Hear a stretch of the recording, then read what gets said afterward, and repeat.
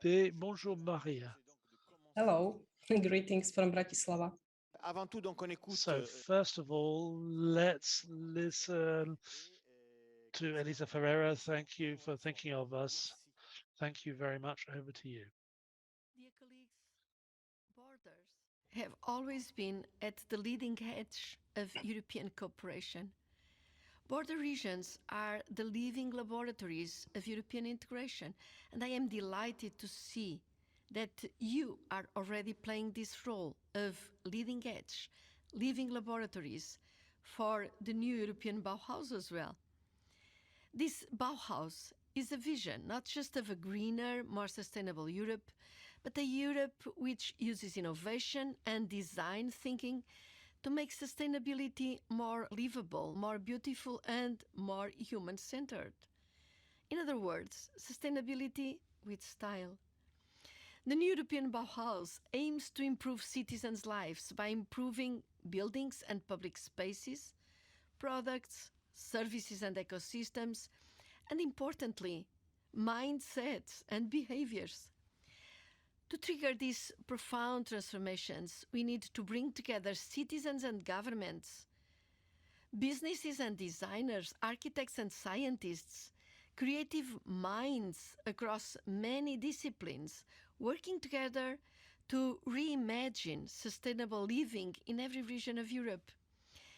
Isn't this what border regions do? Bringing people together, crossing the established limits of silos to the benefit of all involved? It is wonderful to see this understanding and this experience contribute now to the new European Bauhaus concept. One of the winners of the 2021 Bauhaus prizes was in fact an Interreg project, and several of the 2021 winners and several of the finalists for this year's prizes are in fact from border regions. So you all have the potential to lead. I encourage you to actively promote the new European Bauhaus in border regions, including via the new generation of Interreg programs. And I urge you to take advantage of 3 new key forms of support that we have created for regional and local stakeholders. First, technical assistance for municipalities and functional areas, including, of course, borders. We launched a call on the 30th of March for those who need expertise to turn their Bauhaus plans into reality, and we have made specific provisions for cross-border entities.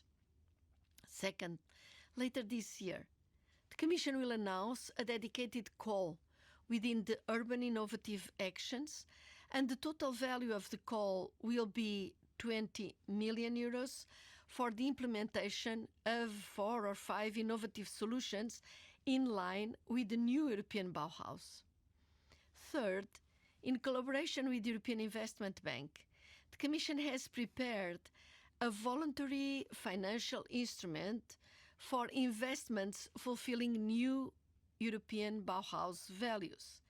And this will be launched precisely this month, June 2022. I urge you to take advantage of all these opportunities and others that are always being promoted, and encourage those around you to do the same. Border regions have the experience of working with many stakeholders. By definition, you draw on multiple traditions of thinking, and you are open to new ideas and innovation. You have been at the leading edge of previous waves of European innovation and integration.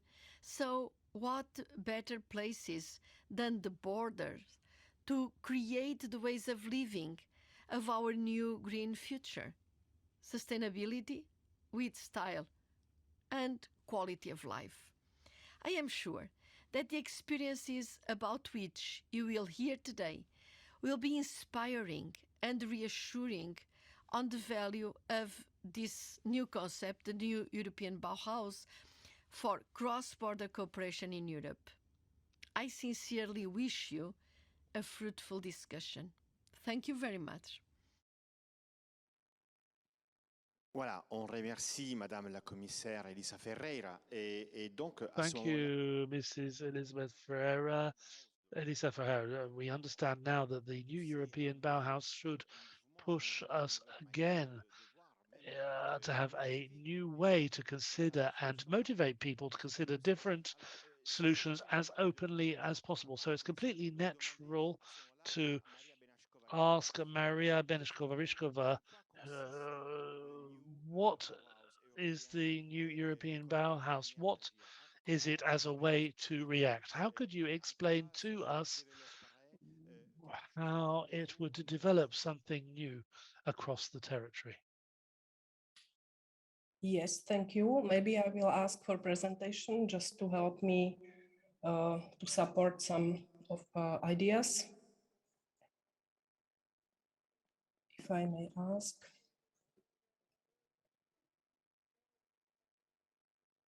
And thank you for this introduction. And I just remind that I'm now talking to you from Bratislava, which is actually the city, the capital city, which is literally placed on the border. Okay, thank you. Voilà. Okay, so this is basically just my name. So please, next slide.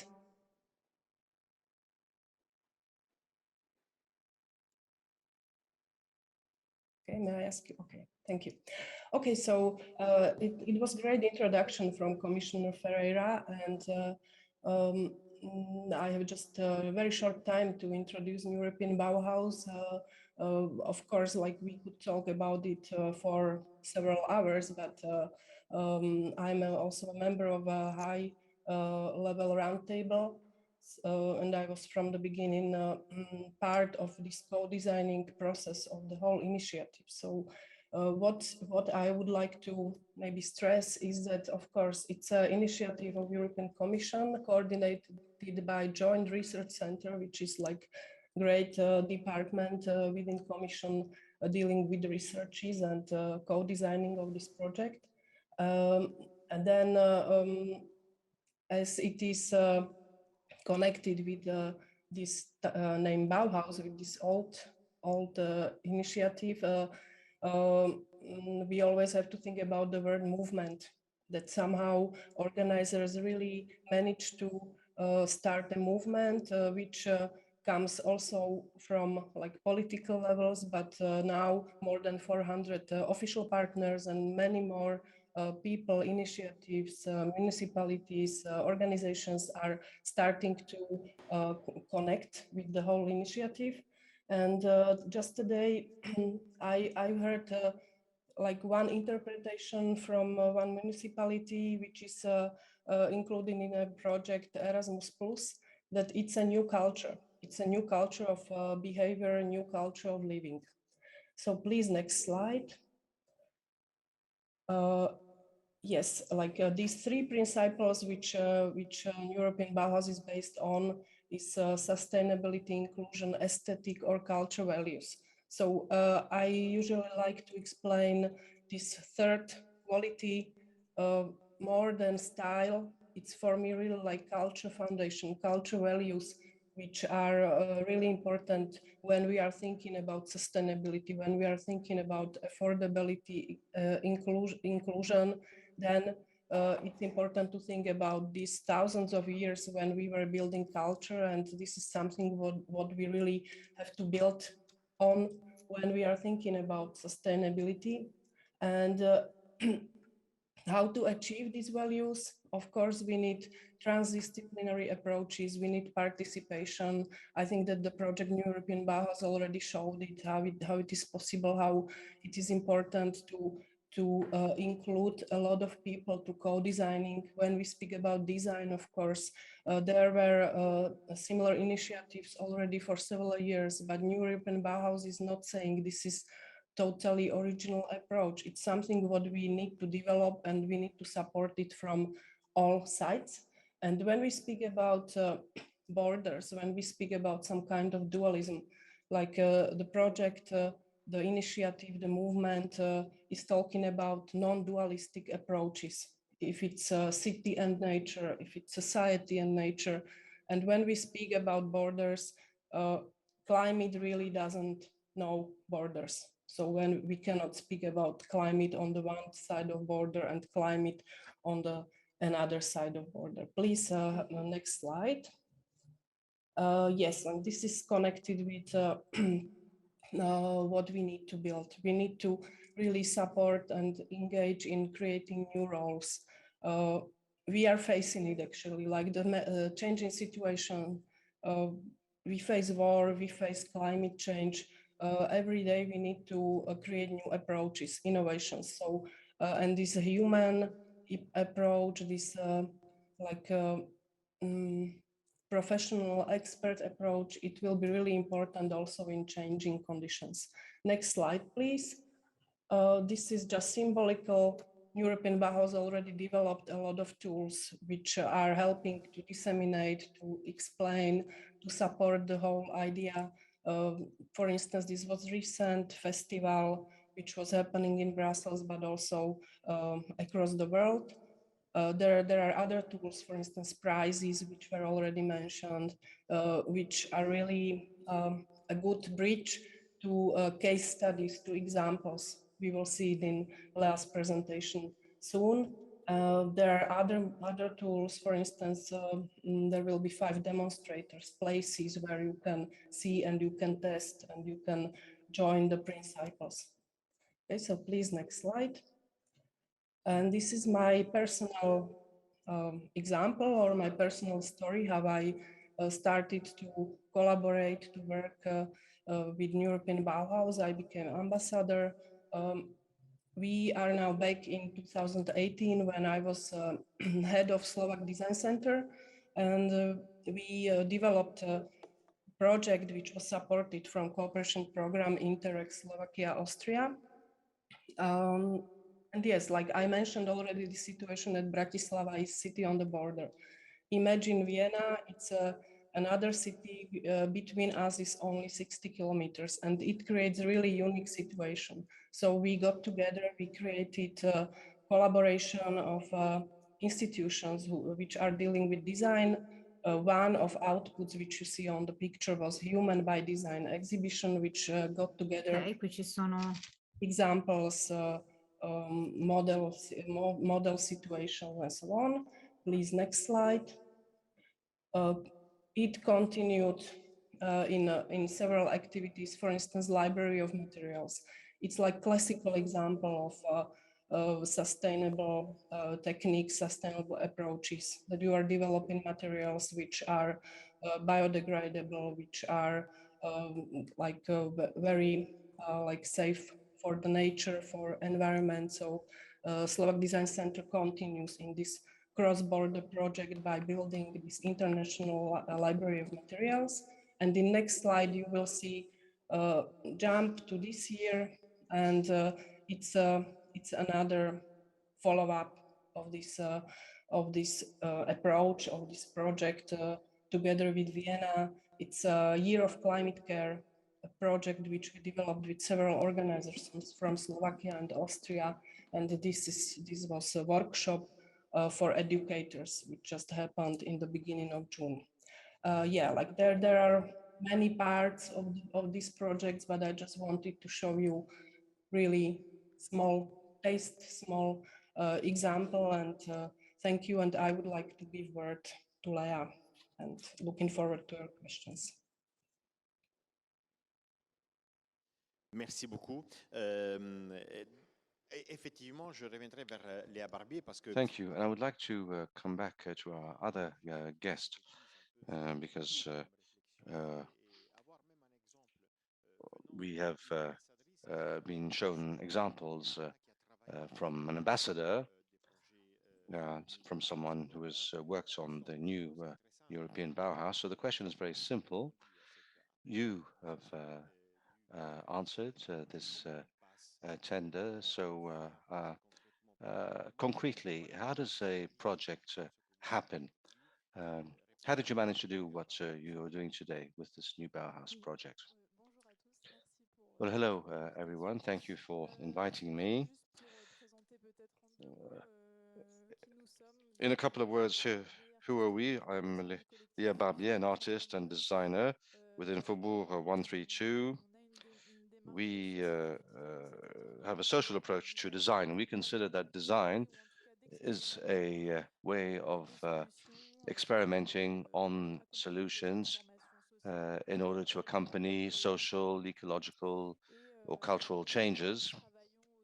And so we are working around two research activities that respond to the commitments of the new European Bauhaus and the values of sustainability and of inclusion and aesthetics in terms of the experience that we can have with the people living with the project.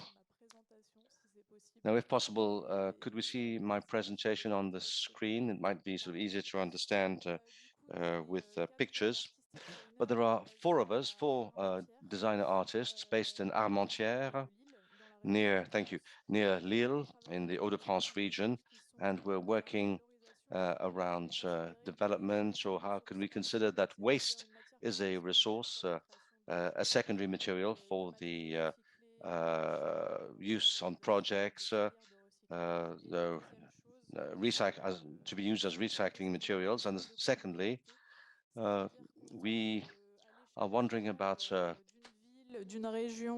forms of we go from the scale of a cross-border area or a cross-border town, and we are trying to create ecosystems, collectives that will bring us designers together, but also social structures or cultural structures, institutional structures, such as town halls, for instance. And within this framework, we've created a project which is called La Fraise, and it is a project that we suggested in the framework of the new European Bauhaus Prizes 2020 anew, and as part of the 50 finalists amongst the thousands of European projects that were put forward. And La Fraise is a mobile design studio, and so it is a digital tool which allows you to cut out wood designs. It's a technology that has existed since the 1980s, but we've mastered this technology and rendered it mobile. It's a milling machine, in fact, so that's why this La Fraise, so this milling machine, is a tool, but above all, it's a way to create tangible actions at local level, because thanks to this tool, we can meet the public, and we propose to associations, town halls, and so on, to imagine new environments and to imagine how the daily lives of inhabitants can be improved. I redesign a neighborhood, and I'll show you a few examples which will explain things a bit more clearly. So with this mobile milling machine, we've worked on redevelopment and reparation also. Reparation which appears to be relevant because it's reparation before recycling, in fact. So we have these recycling workshops. And as I was saying at the beginning of my presentation, we have spoken of making do and using all materials, and the idea is to inspire the public in terms of the actions that they can get involved in. And this is something that's offered to the public for free, and to make them aware of reparation and recycling. And thanks to this digital milling machine, we spend a day with the public in order to repair furniture.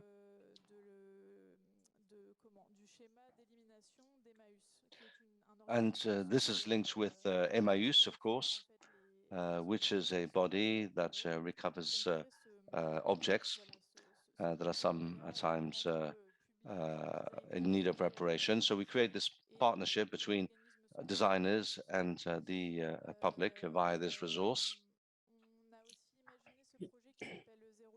Also, we have another project called Zero Chute, and the idea here is ecological transition, and it's a machine that enables us to cut not new panels, but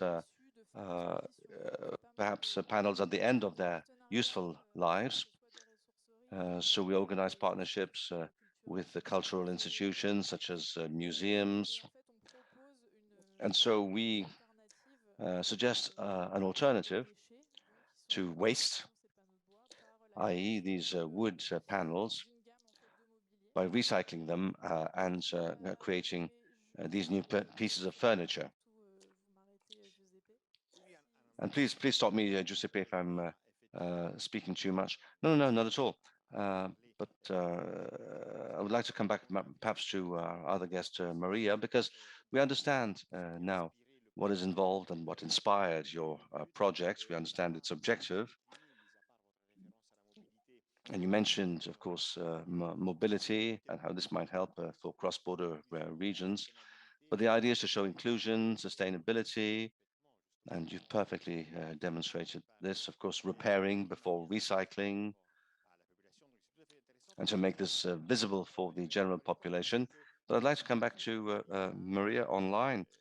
I know that there is a project which embodies all this in terms of the cross-border territories. And perhaps you can speak to us about this, because the specific reference is design, innovation, cross-border cooperation of design institution in a digital age, supported by Interreg, Slovakia, Austria, 2014-2020. And that's what we call lessons that really can be learned. So I would like to know how this new European Bauhaus project can be understood via your experience in cross-border territories. Go ahead. Thank you. Yes, like if I should connect my experience, which was like previous to my work with European Bauhaus from 2018 till 20, and with European Bauhaus principles, then I would say we learned while working on this design and innovation project supported by Interreg Slovakia, Austria, that when we speak about some abstract notions, when we are trying to explain some abstract terminology, not only to like wider public, but also to experts, to professionals who maybe don't have this experience, we really need to use a lot of examples. We really need to use models, situations, case studies. So this exhibition I was mentioning, Human by Design, which traveled from Bratislava to Vienna, then unfortunately by COVID it was stopped. There was planned to show it also in like original Bauhaus museum. But yes, like in this exhibition we really collected tangible examples. Léa also used this word tangible, and this is important to understand European Bauhaus initiative, that when we speak about European Green Deal, about fulfilling this path to carbon-free future and so on, like all these like big notions, we always have to have on mind also these particular examples. So this is what we did in Human by Design, that we collected examples, and immediately we had a lot of material which we can demonstrate, which we can inspire. And then when I was approached by initiators of European Bauhaus, immediately it all went together. That, okay, so they are trying to do exactly the same. They're trying to collect as much as examples of what can be done, people who are interested in it. There are like there is history of projects, initiatives who are working with ecology, with sustainable materials. So let's get it together and make real movement. So now the question is not like what to do, but how to do it. So this is important shift which is happening. Merci beaucoup. Alors là, j'aimerais well, thank you. And indeed, how to do it.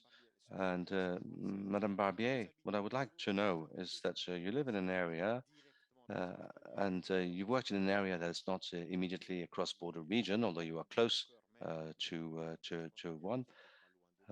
And you're not far from Lille, of course, in the north of France, but you made a reference to mobility in terms of the cross-border, for example, of the milling machine that you mentioned in the La Fraise project. Are there other ways, perhaps? Is mobility the only tool available? Is the new European Bauhaus through your own direct experience, can it bring something specific to cross-border areas, as you might have heard today through our roundtable discussions?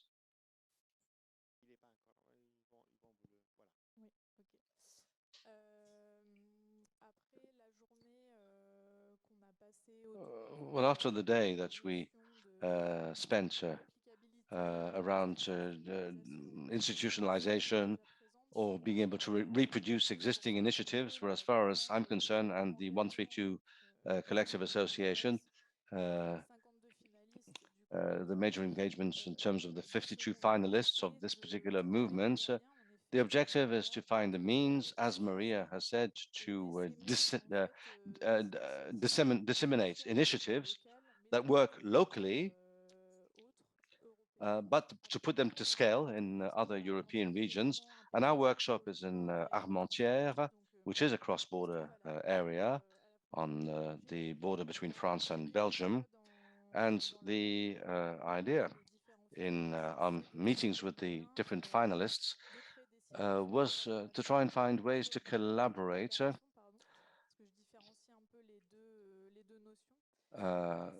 and the idea is to see how we can collaborate. And the first thing to do is to meet, of course. And that's what happened last week in Brussels with the new European Bauhaus sphere. And then now the idea is to try and disseminate these ideas and actions by using the energy of all the creators and designers. There is a will, of course, and energy, but of course, financial resources are also necessary in order to be able to disseminate these actions, to scale them up also at the local and regional level through funding programs such as Interreg, where projects have already been created between designer collectives, hosting centers for refugees. And it is these exemplary projects that we need to reproduce elsewhere. And in terms of the La Fraise project, these milling machines, well, we created this because we wanted to meet people. We wanted to create in the public space situations of collaboration and to give the means to act by citizens, ordinary citizens, while bearing in mind that we need to create real collectives with territorial relays, with associations, and we as creators could be the bridge and the way to make tangible these actions carried out by citizens. We talk about raising the awareness of citizens. I think it goes beyond this. The citizens don't wish to be made aware of issues, but they wish to act concretely. And this means that there is a link of trust between us. Their skill, their knowledge needs to be taken into account and used fully. And this is, I would say, essential to be able to multiply and reproduce this type of project. And your 51 colleagues, finalists in this project, have you met them? You've met the finalists, your co-finalists. It happened once? Well, it was a week ago only. Oh, only a week ago. Well, that's good. So it's a growing movement. Yes, it's only a beginning. Well, and we have spoken of this border areas, cross-border areas.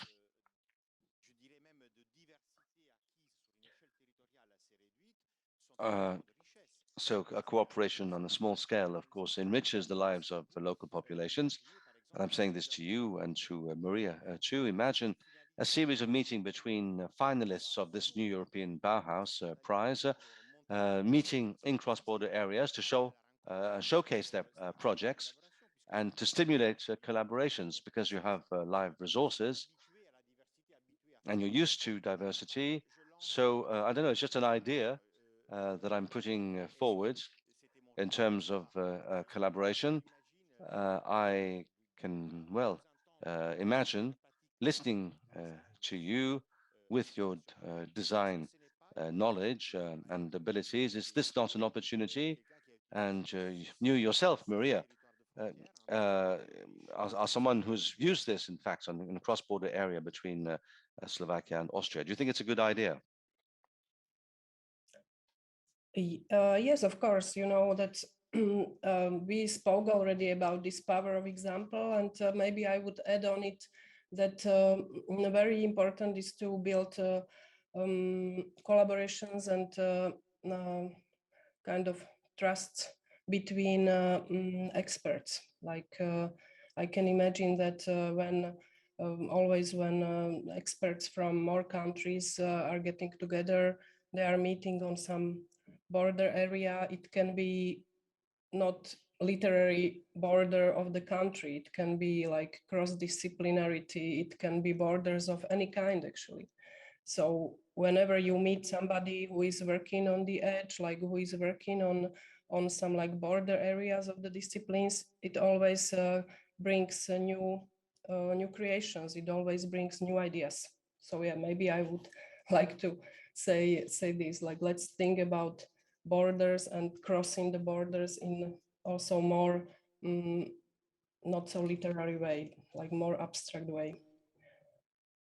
And there is one thing which I wanted to build on Lea's speech, that I would like to underline the word and notion of trust, that whenever, when I was speaking about Vienna, Bratislava, imagine this condition that not so long time ago, here was Iron Curtain. So we have to always somehow overcome, and until now we have to overcome some kind of trust issues, that we have to work on it all the time. And such projects, I understood it nowadays with war and crisis with the refugees from Ukraine. We created with another member of high-level roundtable, Shigeru Ban, and others from more countries. We used his so-called paper partition system. So he provided it for anybody who can use it, and we were creating these paper partition systems in refugee centers for Ukrainian people coming here to Slovakia, and it was happening really fast. So I was already talking to my colleagues in high-level roundtable about this, that I understood finally creation of networks, creation of cross-border collaborations, of groups of people working on some principles and values, that it's really about building a trust, and in a way also drill. Like whenever a crisis comes, you immediately know whom to trust, whom to call, how to talk about things. So I understand these initiatives and such projects also as trust builders in a way. Merci. Merci beaucoup. Merci pour cette. Well, thank you very much, and thank you for this very positive outlook. This enables us, in fact, to conclude on a positive note this first day. Thank you, Léa Barbier, who is here with me, and Mária Beňačková online. Thank you so much for having taken part. As far as we're concerned, here, of course, we have a second day tomorrow at 9:15 in the morning. So thank you very much for having taken part so actively. I wish you a very good evening, and thank you all. Bye-bye. Bye-bye.